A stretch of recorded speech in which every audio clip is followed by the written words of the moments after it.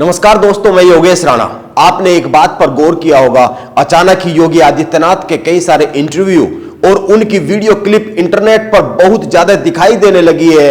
आज तक जी न्यूज जैसे बड़े चैनल इंटरव्यू ले रहे हैं और खास बात यह है कि ज्यादातर सवाल सनातन धर्म पर हमले को लेकर किए जा रहे हैं। एक विशेष किस्म का हल्का हल्का बैकग्राउंड में म्यूजिक बज रहा है जब इंटरव्यू लिया जा रहा है। आप जी न्यूज के इंटरव्यू को देख और सुन सकते हैं। खास बात यह है कि ये सारे इंटरव्यू योगी आदित्यनाथ को एग्रेसिव हिंदुत्व का चेहरा पेश नहीं कर रहे। इनके जरिए योगी आदित्यनाथ की छवि सनातन धर्म के एक योगी के तौर पर ज्यादा गढ़ी जा रही है।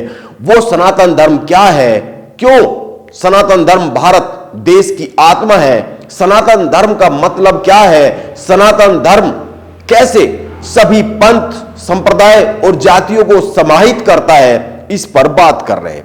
योगी आदित्यनाथ की यह राजनीति नरेंद्र मोदी की राजनीति से एक कदम आगे की राजनीति मानी जा सकती है। नरेंद्र मोदी की राजनीतिक तौर पर छवि की बात करें तो नरेंद्र मोदी के 3 चेहरे भाजपा ने निर्मित किए। एक हिंदुत्व का चेहरा, 2 विकास पुरुष की छवि का चेहरा और 3 ओबीसी जाति के तौर पर पूरे देश को मिले प्रधानमंत्री का चेहरा।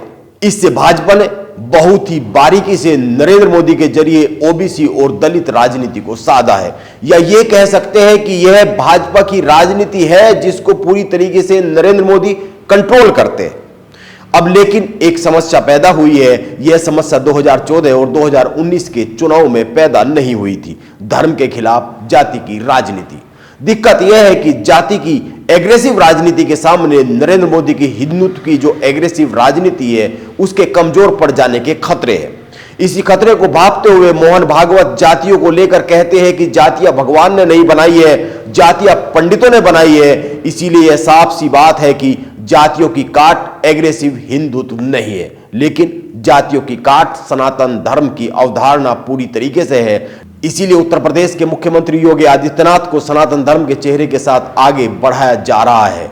इस सिचुएशन से एक सवाल जन्म लेता है और वो यह है कि क्या संघ और भाजपा को नरेंद्र मोदी के मुकाबले जो 2024 के लोकसभा चुनाव है उनमें योगी आदित्यनाथ की जरूरत ज्यादा पड़ रही है।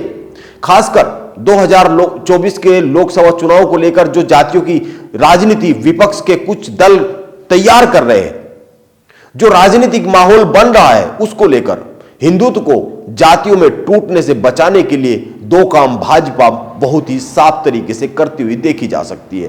एक, योगी आदित्यनाथ और मोहन भागवत सनातन धर्म की बात बार बार कर रहे हैं जाति विभेद को कम करने के लिए, लेकिन आप ध्यान दीजिए नरेंद्र मोदी जातियों पर बात नहीं कर रहे हैं, इस जातियों की राजनीति पर बात नहीं कर रहे हैं। वो केवल ओबीसी और दलित समुदाय को मिल रही लाभ की योजनाओं पर बात कर रहे हैं। वो केवल इन समुदाय को यह याद दिला रहे हैं कि मैं आप लोगों के साथ खड़ा हूं क्योंकि मैं आप लोगों के बीच से ही आया हूं। इसीलिए भाजपा और संघ ने काम बांट दिए हैं 2024 के चुनाव को लेकर। इसी पर काम शुरू हो चुका है। यह मंडल कमंडल की राजनीति का दूसरा फेज है। पहले फेज में राजनीतिक तौर पर भाजपा बुरी तरीके से नाकाम हुई थी, लेकिन मुझे नहीं लगता कि इस बार नाकाम होगी। ऐसे हालात बनते हुए दिखते नहीं है। नमस्कार, आप बने रहे मेरे साथ।